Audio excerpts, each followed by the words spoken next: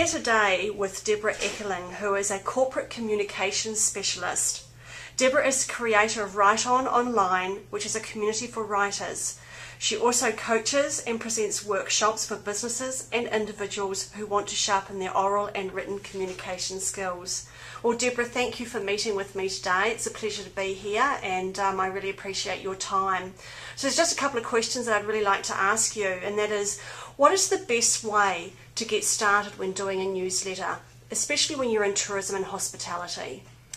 When you start any sort of project like a newsletter, it's really best to look at it like you're doing a magazine, which is geared at your clientele.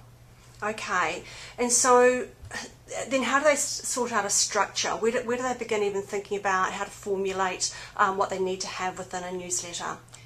What they should really start with is, and again, thinking of it like a magazine, figure out what departments you would like to focus on for your tourism business, whether it's a hotel or an attraction. Think about the things that your community would like to know about your location. Do a feature of the month. If there's a restaurant in your hotel, maybe you want a recipe from the chef, or different local area attractions. And the other thing to really consider is you want your newsletter to be something that people are going to get excited about. Okay, so they're all very valid points in that, but so if we just take it through from having a structure, what other elements are important? What can they actually include? What else can they do? Well, consistency is very important. So whatever you decide to do with your newsletter, you should be doing it at every single time. So first thing you need to decide is the frequency of your newsletter. Are you going to be doing it monthly or every other week or on a certain day of the month, and always be having that consistency for when you're releasing it. The other thing that's important is figure out what sort of items you want to put in there. So you want to do a feature article, maybe you want to have guests from the community contribute, or reviews of food or restaurants or other local things in the community that would really attract business to your location. Okay, so I guess another thing there too is I'd need to be more considerate of their editing, because that's something that's quite important. Oh, it is so very, very important. Thank you for bringing that up. It does not matter how many times you read your newsletter or you have your staff read the newsletter. Have somebody who's never looked at it at all do a final read on it, because you can read it 10 times and still let a mistake go through. So it's very important to have a fresh pair of eyes.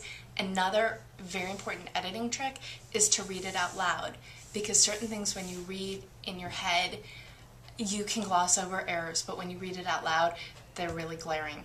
Okay, and how does someone look at their tone or their use of language? Because that's kind of really important as far as their brand is concerned. And again, it comes down to that consistency thing, but how does someone choose a tone or a language when they're writing? Well, it's not so much choosing a tone or a language. It's really much better to write the way you speak. And it's so hard for people to do, and that's what takes the practice. Is you should be writing the way you speak and then do an edit over it, because you don't want ers and ums and whatever's in there and whatever sort of language you do or do not want to include. But the real important thing is you should be acting like you're having a conversation with your people, with your clients, with your guests. If you've got a guest who you want to do a monthly guest column, make sure your guest is speaking of what they know and speaking it well. You want the passion and the tone of what the person is talking about to come through their words. And the best way to do that is when you're talking. And it sounds so funny, because you learn in school things need to be the structure, no prepositions at the end of the sentence, and all sorts of important things. And it is important to know language, but it's also important to be able to communicate effectively in a tone that is familiar and user-friendly. Okay, you've mentioned briefly there about getting guests involved. How many different ways could someone get a guest involved, and why would they? Well, the why is easy. You have guests writing for your newsletter. They're going to send it out and do a lot of community outreach on your behalf. You can have, and this is something else that's important. You might want to do a letter from the editor in your newsletter and let people know what they can expect. By the same token, you can have people write letters to the editor in the newsletter and maybe feature one. You can also feature testimonials or do a contest, write about your experience at this tourism location, whether it's a hotel or attraction, and what wonderful experience they had or funny experience. Anything that has passion behind it makes for a great story. So if you run a contest, what was the funniest thing that happened when you stayed at this place, or what was the best thing you ate at this restaurant in the hotel, and then have a contest and really just we're going to place the winning entry in the newsletter really is the prize. And then you get people excited about your venue and they'll bring their excitement and bring you return business, hopefully. You raise a relevant point there, because it's this engagement, isn't it? And we know with social media marketing, the whole point of social media is about engagement and getting people to interact with you. So I think that letter to the editor and encouraging that is actually a really, really good piece of advice.